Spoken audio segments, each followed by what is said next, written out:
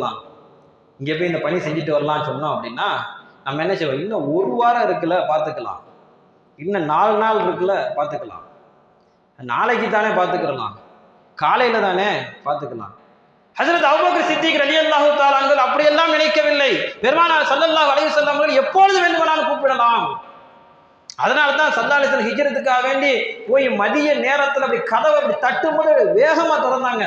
ஸல்லல்லாஹு அலைஹி வஸல்லம் கேட்டாங்க, அபூபக்கர் என்ன நீங்க தட்டுன உடனே திறந்துட்டீங்க, தட்டுன உடனே திறந்துட்டீங்க கதவை, இப்ப தட்டுனா உள்ள இருக்கணும், உள்ள இருந்து வரணும்ல, தட்டுன உடனே திறந்துட்டீங்க. ஸல்லல்லாஹு அபூபக்கர் சித்திக் ரலியல்லாஹு தஆலா சொல்வார்கள், யா ரசூலல்லாஹ் நீங்க எப்பொழுது சொன்னீங்களோ, எப்பொழுது நீங்கள் சொன்னீர்களோ தயாராக இருந்து கொள்ளுங்கள் என்று சொன்னீர்களோ அப்பொழுது நான் தயாராகிட்டேன், ரெடியா இருக்கிறேன், நீங்க எப்ப தட்டுவீங்கன்னு எதிர்பார்த்திருக்கேன், நம்ம போயிடலாம் தயாரா இருந்தாங்க.